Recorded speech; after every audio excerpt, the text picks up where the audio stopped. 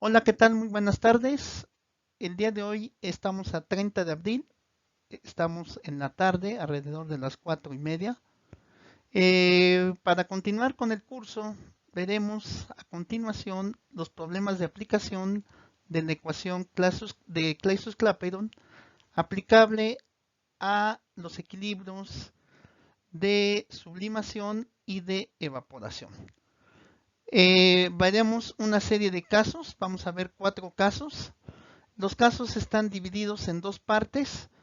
Los casos 1 y 2 serán revisados en este video.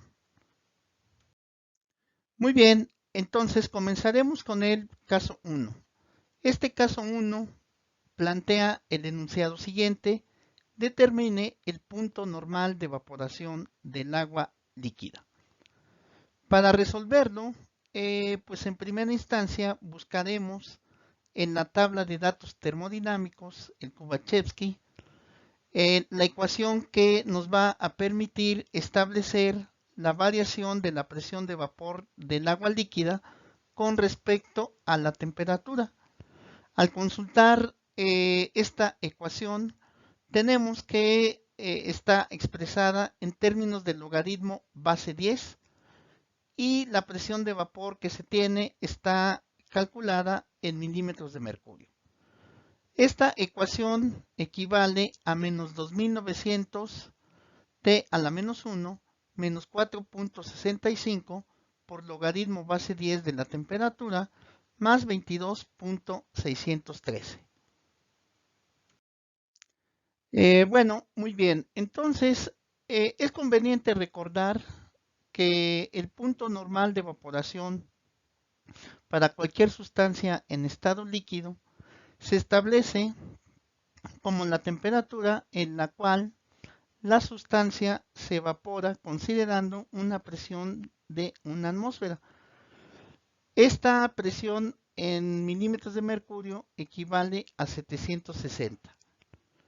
¿Qué es lo que vamos a realizar por consiguiente? Pues vamos a introducir el valor de 760 milímetros de mercurio en la presión que la tendremos aquí.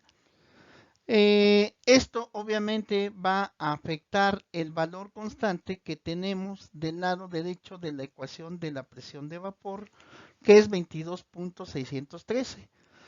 Por consiguiente, al sustituir, vamos a obtener una nueva ecuación con una constante diferente y la vamos a igualar a 0. Como resultado de ello, tenemos la ecuación que se tiene y que aparece que sería equivalente a menos 2900 t a la menos 1 menos 4.65 logaritmo base 10 de t más 19.732, todo ello igualado a 0. Esta ecuación puede ser resuelta mediante iteración o bien a través del método de Newton-Raphson con la finalidad de obtener la temperatura buscada. Bueno, resolviendo la ecuación anterior a partir de cualquiera de los métodos propuestos y que ya se revisaron en la clase presencial, obtenemos que nos arroja un resultado de 373.08 Kelvin, el cual es muy cercano al reportado en la literatura.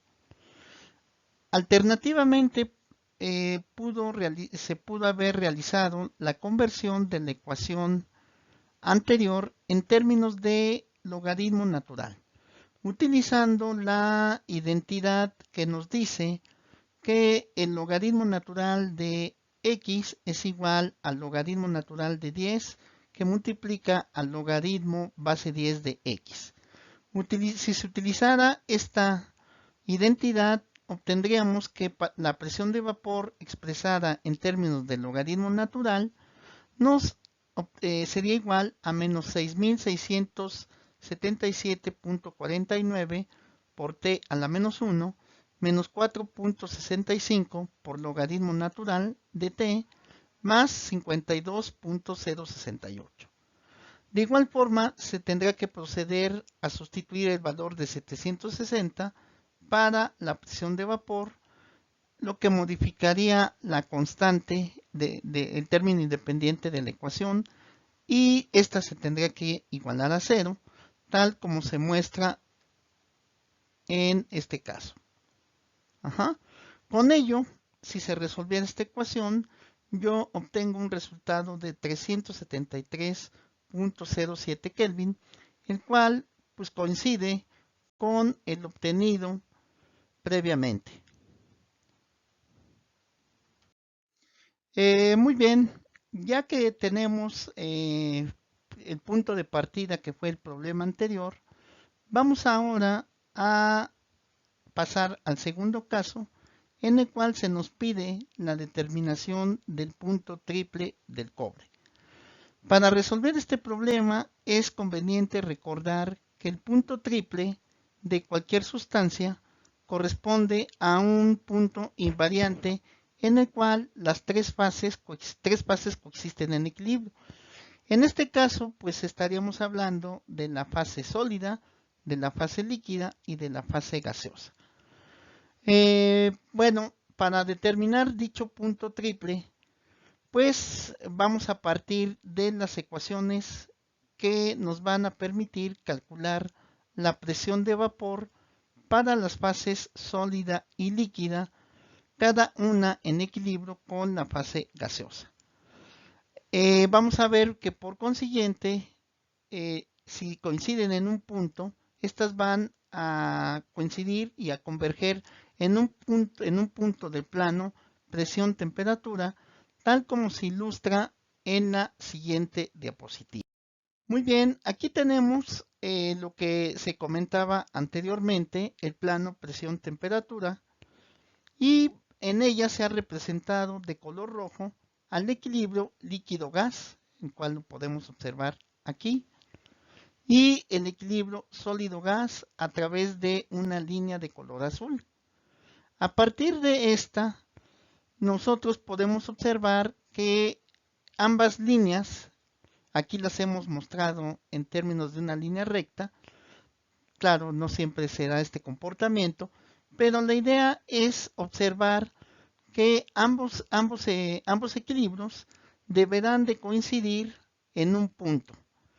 Y este punto estaría dado, este punto sería el punto triple, en el cual podríamos observar la cual sería la presión en el punto triple y la temperatura en el punto triple, extrapolando al eje de las ordenadas y al eje de las abscisas para la presión y la temperatura respectivamente. Al estar en equilibrio el líquido con el gas y el sólido con el gas, pues podemos establecer que por consiguiente el equilibrio sólido-líquido, las fases sólida-líquida, también deberán estar en equilibrio. Para complementar o para completar el punto triple, haría falta poder trazar la ecuación que rige al equilibrio entre las fases sólida y gaseosa, con la finalidad de poder establecer plenamente que efectivamente este sería el punto triple. Sin embargo, para fines prácticos, vamos a considerar que el punto triple se puede determinar a partir del punto en el cual convergen los equilibrios entre la fase líquida y la fase gaseosa y la fase sólida y la fase gaseosa.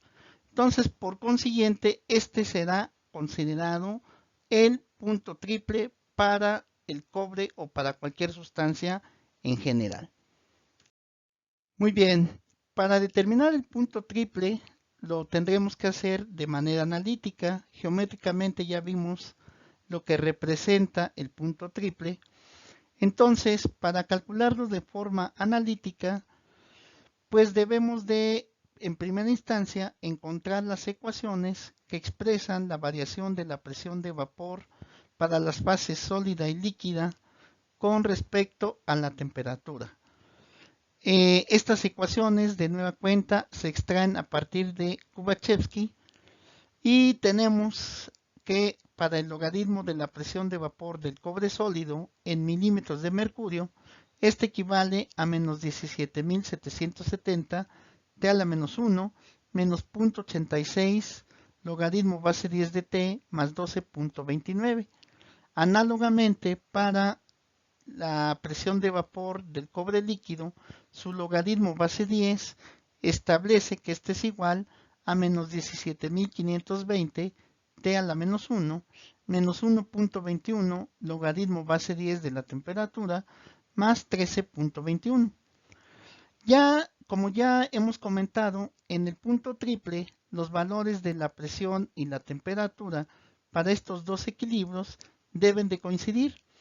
Si las presiones de vapor coinciden en este punto, sus logaritmos base 10 también deberán de coincidir.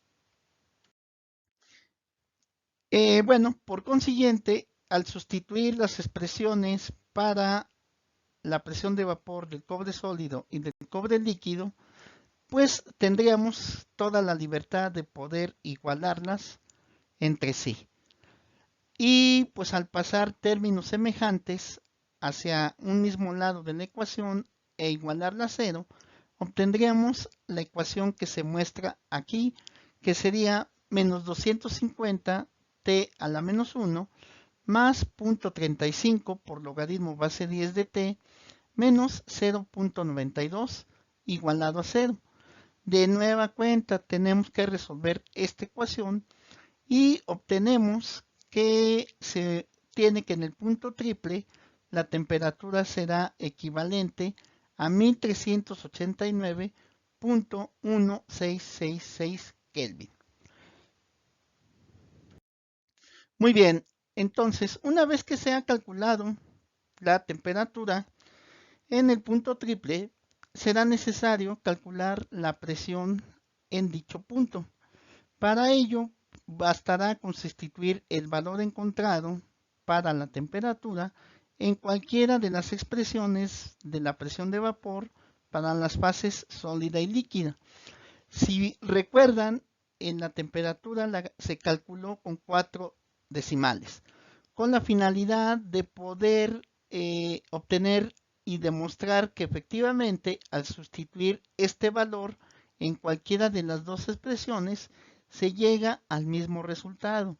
Solamente que hay que tener muy en cuenta que al ser una función logarítmica base 10, esta es muy sensible a lo que es a lo que son los decimales, las cifras significativas que se utilizan y que eventualmente podría llevar que se obtuviera una presión diferente al sustituir la temperatura encontrada en las dos ecuaciones. Es decir, que si sustituyo la temperatura anterior en la presión de vapor del cobre sólido, si no utilizo el suficiente número de cifras significativas, podría haber una ligera discrepancia con respecto al valor que se obtiene cuando se sustituye esa temperatura en el punto triple para el equilibrio entre el cobre líquido y la fase vapor. Entonces, para evitar esto, fue que yo utilicé 4 decimales y se encuentra que el logaritmo de la presión de vapor del cobre sería igual a menos 3.2046 para el cobre sólido y este mismo valor sería para el cobre líquido. Ajá. Entonces, pero dado que yo no necesito el logaritmo de la presión de vapor, pues debo de obtener el valor de la presión de vapor del cobre, ya sea sólido o líquido, en el punto triple, para lo cual pues tendríamos que elevar a la 10 a el valor de menos 3.2046 con la finalidad de encontrar la presión de vapor en el punto triple para el cobre, encontrando que el valor en consecuencia sería 6.2429 por 10 a la menos 4 milímetros de mercurio.